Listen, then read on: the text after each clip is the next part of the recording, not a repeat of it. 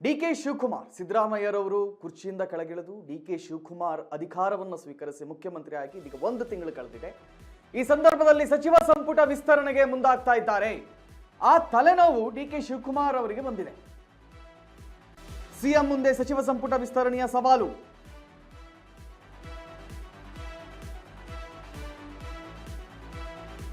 CM DKShi ಬಳಿಯೇ ಇದೆ 20ಕ್ಕೂ ಹೆಚ್ಚು ಇಲಾಖೆಗಳು ಇನ್ನೂ ಕೂಡ ಡಿಕೆಶಿ ಬಳಿಯೇ ಇದೆ. ದೆಹಲಿಗೆ ತೆರಳಿ ಮುಖ್ಯಮಂತ್ರಿ ಡಿಕೆ ಶಿವಕುಮಾರ್ ಚರ್ಚೆಯನ್ನು ನಡೆಸಲಿದ್ದಾರಂತೆ ಹೈಕಮಾಂಡ್ ಜೊತೆಯಲ್ಲಿ.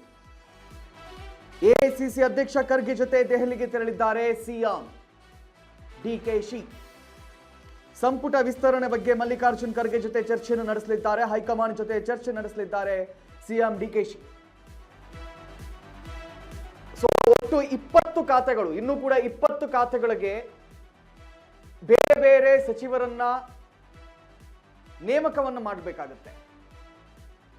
ಸೊ ಯಾವ್ಯಾವ ಶಾಸಕರನ್ನ ಆಯ್ಕೆ ಮಾಡ್ತಾರೆ ಅನ್ನುವಂಥದ್ದು ಇಲ್ಲಿ ಬಹಳ ಕುತೂಹಲ. ಕಾರಣ ಈ ಹಿಂದೆ ಡಿಕೆ ಶಿವಕುಮಾರ್ ಅವರೇ ಹೇಳಿದ್ರು, ಖಾಲಿ 3-4 ಬಾರಿ ಗೆದ್ದವರಿಗೆ ಮಾತ್ರ ಯಾಕೆ ನಾವು ಕೊಡಬೇಕು ಸಚಿವ ಸ್ಥಾನವನ್ನ, ಹೊಸದಾಗಿ ಗೆದ್ದವರಿಗೆ ಕೂಡ ನಾವು ನೀಡಬೇಕು, ಹೊಸದಾಗಿ ಬಂದವರಿಗೆ ಕೂಡ ಅವಕಾಶಗಳನ್ನು ನೀಡಬೇಕು ಅಂತ ಹೇಳಿದ್ರು ಡಿಕೆ ಶಿವಕುಮಾರ್.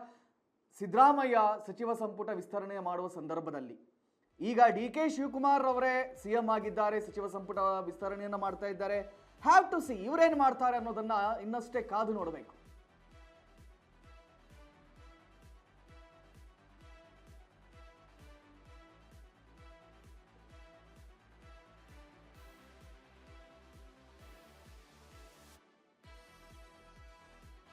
ಓವರ್ ಈ ಹಿಂದೆ ಸಿದ್ದರಾಮಯ್ಯ ಸರ್ಕಾರ ಇದ್ದಾಗ ಇದೇ ರೀತಿ ಸಚಿವ ಸಂಪುಟ ವಿಸ್ತರಣೆಯ ತಲೆನೋವು ಬಂದಿತ್ತು. ಕಾರಣ ಈ ಸಚಿವ ಸಂಪುಟ ವಿಸ್ತರಣೆ ಅನ್ನೋದೇನಿದೆ ನೋಡಿ, ಇದು ಯಾಕೆ ತಲೆನೋವು ಅಂತ ಹೇಳ್ತೀನಿ ಕೇಳಿ. ಎಷ್ಟು ಜನ ಶಾಸಕರಿರ್ತಾರೋ ಅವರಿಷ್ಟೂ ಜನ ನನಗೊಂದು ಸ್ಥಾನ ಬೇಕು, ನನಗೊಂದು ಸ್ಥಾನ ಬೇಕು, ಸಚಿವ ಸ್ಥಾನ ಬೇಕು ಅಂತ ಹೇಳಿ ಹಪಾಹಪಿಯಲ್ಲಿ ಬಿದ್ದವರೇ. ಹಾಗಾಗಿ ಒಬ್ಬರಿಗೆ ಕೊಟ್ರೆ ಇನ್ನೊಬ್ಬರಿಗೆ ಬೇಸರ ಆಗೇ ಆಗುತ್ತೆ. ಸೊ ಇದನ್ನೆಲ್ಲ ನಿಭಾಯಿಸೋದಿದೆಯಲ್ಲ, ಒಬ್ಬರಿಗೆ ಕೊಟ್ಟು ಇನ್ನೊಬ್ರು ಇಲ್ಲ ನನ್ಗೆ ಯಾಕೆ ಸಿಗ್ಲಿಲ್ಲ ಅಂತ ಹಠ ಮಾಡ್ಕೊಳ್ಳೋದು, ಅಥವಾ ಪಕ್ಷ ಬಿಡ್ತೀನಿ ಅಂತ ಹೇಳೋದು, ಅಥವಾ ಒಂದು ರೀತಿ ವ್ಯತಿರಿಕ್ತ ವಾತಾವರಣಗಳನ್ನ ಸೃಷ್ಟಿ ಮಾಡೋದು, ಬೇರೆ ಒಂದು ಗುಂಪುಗಾರಿಕೆ ಮಾಡೋದು, ಇದೆಲ್ಲದನ್ನ ಕೂಡ ಇಲ್ಲಿ ಕಂಟ್ರೋಲ್ ಮಾಡಬೇಕಾಗುತ್ತೆ. ಹಾಗಾಗಿ ಸಚಿವ ಸಂಪುಟ ವಿಸ್ತರಣೆ ಅನ್ನುವಂಥದ್ದು ಬಹಳ ಸೂಕ್ಷ್ಮವಾಗಿರ್ತಕ್ಕಂಥ ವಿಚಾರ.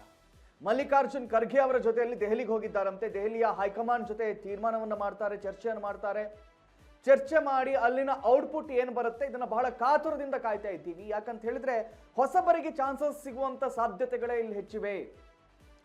ಪ್ರದೀಪ್ ಈಶ್ವರ್ ಅಂತವರಾಗಿರ್ಬೋದು, ಅಥವಾ ಬೇರೆ ಬೇರೆ ತರುಣರು ಈಗ ಏನು ಬಂದಿದ್ದಾರೆ ಅವರೆಲ್ಲರೂ ಕೂಡ ನಮಗೂ ಕೊಡಿ, ಏನು ಪ್ರತಿ ಬಾರಿ ಇದೊಂದು ವಾಡಿಕೆ ಇದೆಯಲ್ಲ, ಹಿರಿಯರಿಗೆ ಅಥವಾ 3-4 ಬಾರಿ ಗೆದ್ದವರಿಗೆ ಮಾತ್ರ ಸಚಿವ ಸಂಪುಟಕ್ಕೆ ಆಹ್ವಾನವನ್ನು ನೀಡಬೇಕು, ಅವರಿಗೆ ಮಾತ್ರ ಸ್ಥಾನಗಳನ್ನು ನೀಡಬೇಕು ಅನ್ನೋದು.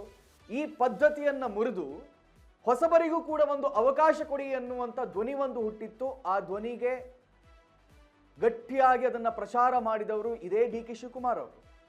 ಸೊ ಈಗ ಅವರೇನು ಮಾಡ್ತಾರೆ ಅದನ್ನ ಬಹಳ ಕಾತುರದಿಂದ ಕಾದ್ತಾ ಇದ್ದೇವೆ.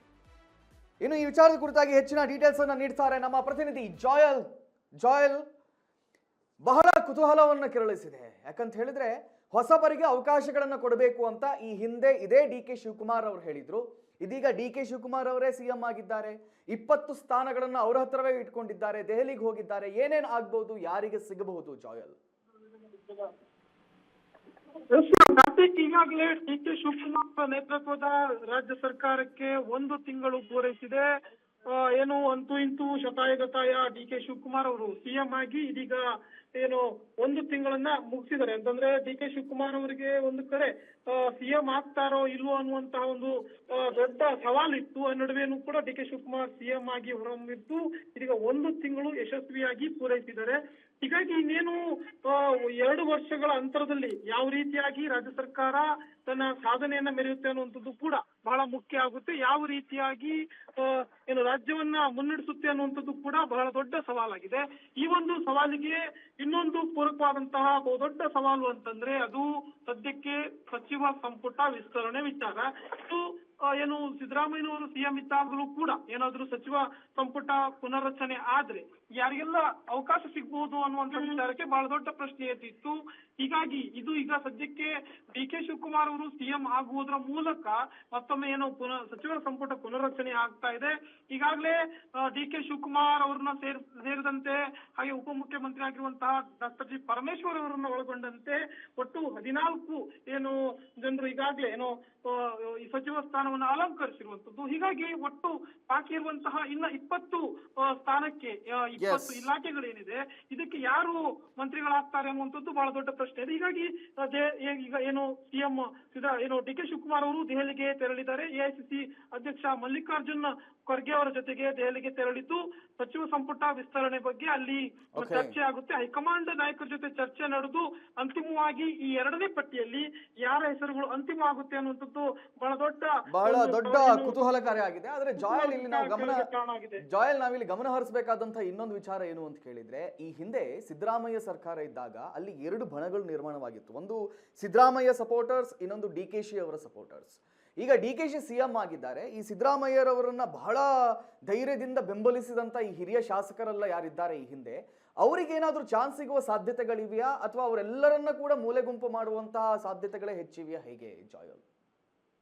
ಖಂಡಿತವಾಗ್ಲೂ ಕಾರ್ತಿಕ್, ಇಲ್ಲಿ ಗಮನಿಸಬೇಕಾದದ್ದು ಇದು ಬಹಳ ದೊಡ್ಡ ಪ್ರಶ್ನೆ. ಯಾಕೆಂತಂದ್ರೆ ಇಲ್ಲಿ ಹಳೆಯ ಶಾಸಕ ಏನು ಸಚಿವರುಗಳು ಏನಿದ್ದಾರೆ ಅವರುಗಳಿಗೂ ಕೂಡ ಅಂದ್ರೆ ಅವರ ಇಷ್ಟು ವರ್ಷಗಳ ಒಂದು ಅನುಭವದ ಆಧಾರದ ಮೇಲೆ ಸಾಕಷ್ಟು ಖಾತೆಗಳನ್ನ ನಿರ್ವಹಿಸಿದಂತಹ ಹಲವು ಬಾರಿ ಸಚಿವರುಗಳಾದಂತವರು ಕೂಡ ಇದ್ದಾರೆ. ಹಲವು ಬಾರಿ ಶಾಸಕರುಗಳಾಗಿ ಅವರು ಸಚಿವ ಸ್ಥಾನವನ್ನು ಅಲಂಕರಿಸಿದಂತವರು. ಹೀಗಾಗಿ ಅಷ್ಟು ಸುಲಭಕ್ಕೆ ಅಂತವರನ್ನ ಇಲ್ಲಿ ಕಡೆಗಣಿಸುವಂತಿಲ್ಲ. ಹೀಗಾಗಿ ಇದು ಕೂಡ ಬಹಳ ದೊಡ್ಡ ಸವಾಲಾಗುತ್ತೆ ಈಗ ಇರುವಂತಹ ಡಿ.ಕೆ. ಶಿವಕುಮಾರ್ ನೇತೃತ್ವದ ರಾಜ್ಯ ಸರ್ಕಾರಕ್ಕೆ.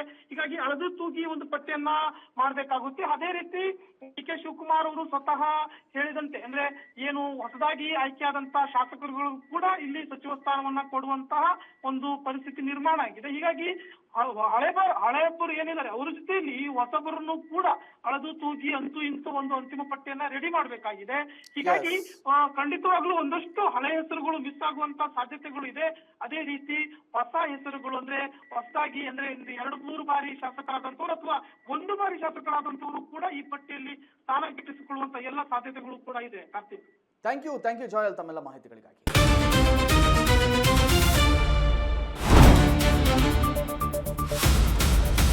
ಸಂಪೂರ್ಣ ನ್ಯೂಸ್ 24x7 ಇದು ನೊಂದವರ ಧ್ವನಿ.